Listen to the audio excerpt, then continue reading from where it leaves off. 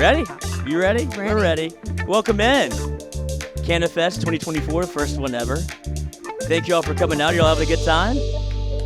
I am Llyod Courtney, your MC. Happy to be here, happy to host. I don't do this often, but it is always a good time. I have a glorious panel here with me. If you want to go around and introduce yourselves, tell them where you're from, what you do, and why you're here. You can stop. Hi, I'm Pamela Wiltz. I am the VP of Marketing and Sales for Alero Holistic Healthcare. We're one of the two growers for the Louisiana Medical Marijuana Program. Sweet. Well, I'm Delvin Breaux, former professional athlete with the New Orleans Saints. I played in Canada. Now I'm a cannabis advocate. I'm a published author. And now I'm in the community trying to destigmatize this plant. I am Monica Olano. I am behind Cali Sober Mom, where we are changing the conversation around motherhood, postpartum, cannabis, and alcohol use disorder. And I'm from Iowa originally, but I am way of New Orleans today. And hi, y'all. I'm Sarah Harlan. I'm over sales at Indigo, so I represent Indigo today. Thank you all for all joining us. Yes, absolutely. This thing wouldn't be going on without them. So we're going to do our best to educate you or try to educate you a little bit on what cannabis is and marijuana and CBD, all of the things. It's a very complicated plant. All of the things that the government didn't want you to know that you can do and what could possibly benefit you. And as I'm sure you're all enjoying today, it smells pretty good out here. So first question off, this is for the entire panel. I want anybody that wants to attack it, feel free to attack it. But as somebody that obviously is an advocate for cannabis, when did it become a part of your life? For me, it's relatively new. I am right about 18 months, actually. So it was last April. I had went through a very traumatic delivery. I had 3 kids in 18 months, and the only way I knew how to cope with things was alcohol, and that combination does not go together well. So as I was getting away from alcohol, I started using cannabis, both medically, recreationally, in very small doses, and realizing the benefits that it has and how much alcohol was hurting me in contrast, but I had been taught the complete opposite, and I just wanted to help share that information. So I'm about 18 months in myself. That was going to be one of the questions I had for you, because it feels like everybody does probably alcohol first. You're conditioned to do alcohol first. It feels like that's the safer way if you want to relax, what have you. Were you in that camp of, will never do marijuana or CBD or any cannabis, like I'm strictly a drinker, and then it became an alternate form? I wasn't a prohibitionist. I wasn't against it, and I had dabbled in it before, but I'd only known smoking it. Like, I had tried it in high school. I tried it again in college. Rebel. But it made me I know, right? It made me extremely paranoid. And still to this day, if I inhale it or smoke it in any form, I don't do well with it. Like, it just hits my system differently. But by having the beverages now and having the edibles in small doses, I am able to relax and finally get out of my head. And so I'd never been against it, but that's why I personally didn't use it and kind of stayed away from it. And now I'm like, wait, now I see why they were smoking it and why they enjoyed it so much. I just needed it in a different form. If you fail, try again. Delvin, if you want to go ahead and tackle the same thing, it's just a reminder. It's when did cannabis become a part of your lifestyle? Obviously, with you in athletics, they did not jive. I would imagine certainly everybody knows the story about Tyrann Mathieu and LSU, and it was a bit of a problem or a misnomer that was kind of castigated out. So I want to get your perspective when it became a real part of your life. Yeah, man. So cannabis became a part of my life in 2018, actually. It became legal out in Canada. I was playing football with the Hamilton Tiger Cats. And it's a funny story here, man. My teammates, bro, that's how I really got into it. My teammates coming in the locker room.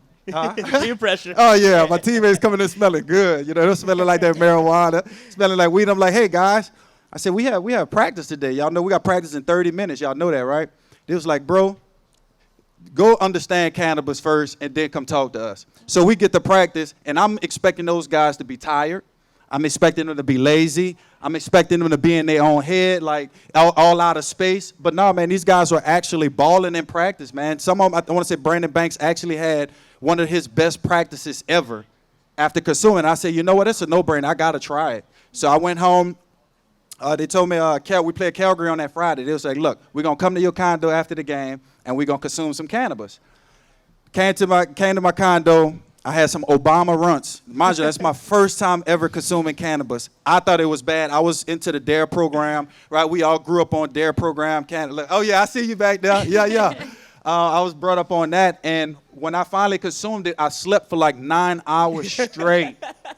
Man, I didn't break sleep or nothing, so that's how I knew it was natural sleep. And I woke up the next morning, I went to the facility, and I told my head coach, I'm like, Coach, I said, man, I'm ready to play another game. I feel so good, man. I've never consumed cannabis, but this making me feel good. I'm ready to go play another game. He was like, bro, chill out with all that, man. What you talking about? But I'm like, cannabis actually helps. I was on sleeping pills. They were giving me sleeping pills to help me sleep at night. And I found I would be popping up in the middle of the night, right? I'd be in my own head, foggy thoughts. And then when I started cannabis, all that was gone. All that was clear. So yeah, I became a big fan of it. And with stories like that, obviously, there's been a big push for it to become legal. So, Sarah, like, how has all of this happened so rapidly with hemp, THC becoming legal? Certainly in Louisiana now, it feels like it's going state to state quite quickly. Yeah, so I think a great way to kind of start with this is to help you guys better understand the difference between, or the similarities rather, between hemp and marijuana. Because that's kind of a big conversation, you know, and it kind of trails into that. So when you look at hemp and marijuana, all of it is the cannabis sativa plant. They look very similar, but they have different genetic aspects to them. Can make rope with one. Yeah. So the same way that you can go into a grocery store and you see things like kale, you see broccoli, cauliflower, they look on the outside like very different plants, but genetically they have a lot of the same similarities. And the same can be said for hemp and marijuana. So whenever the federal government was looking at these these plants under the cannabis sativa realm, they noticed a difference that hemp was producing high amounts of CBD, low amounts of THC, and the opposite for marijuana, high amounts of THC and low of the CBD. So back in 2018, they decided that as long as the hemp plant was producing less than 0.3% THC or Delta-9 THC in particular, it was going to be considered hemp and thus declassified as a Schedule I drug. But nonetheless, hemp does still produce THC. So you see a lot more CBD products in the world and a lot in the market, but we are allowed to use this THC as long as we are pulling it from that hemp plant. So. And with that question, obviously, Pam, you're very much in this, and I'd imagine it's an interesting conversation that you have to have all the time with your marketing and sales. So I have a question for you. Like, do you require a medical card to be able to have that product especially, or is it only for medical marijuana? Yes, so that's a great question. And there's been a lot of confusion in the market because they do see it one and the same. Under our program, you do have to have a medical recommendation by a licensed Louisiana physician. So there's a number of doctors that have truly just dedicated their practice or majority of their practice now to just marijuana and educating patients on the benefits of it. For us, we are one of the two licensed marijuana grows. So we're not far from here. We're right out of Baker, Louisiana. We have an indoor grow. And there are now 20 dispensaries around the state of Louisiana that can actually dispense it. But again, you have to have a recommendation by a Louisiana physician. So if you have your recommendation, you can go to any of the 20 dispensaries around the state and consume. There's every product now available under this program, and we have come a long way because we literally started with tinctures and topicals in 2020, and today we have every product available on the market, from flower to tinctures, topicals. We have transdermal patches, we have edibles, we have tablets. So there's a number of products now under this program that you can purchase from any of the, there's 10 licenses for 20 dispensaries around the state. And how much would you say, this is for everybody, because I do feel like there was like I said, there's always been this weird stigma around marijuana. You had to go meet somebody, like it felt like it was a drug deal, and it's like, this really isn't that big of a deal, but it feels like it is, and like you could get in real trouble. How has it impacted it becoming essentially legal, like the socioeconomic impact on Louisiana and the surrounding states, if anybody wants to tackle that? Well, I mean, I can speak for us. We, being under the sales umbrella, I have seen it grown tremendously from 2020 to where we are in 2024, with not just the number of dispensaries and the products available, but the education that we're now here today. Just kind of dispelling all the stigmas has been, I guess, the biggest victory for us because patients are still thinking that this is a bad thing. When we go out in the community, and especially in more rural parts of the state, and we talk to patients about it, they're like, oh, that's a drug. I can't use drugs. But give me that prescription. Yeah.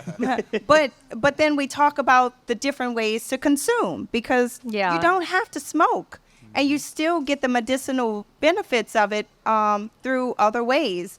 But as far as like the actual growth of the program, Jacob, could you correct me if I'm wrong? We're approximately like around 70,000-ish patients. That's our compliance guy. Yeah. We don't have the Q3 numbers out yet, but the program is growing tremendously, and we are seeing that in our month-to-month sales.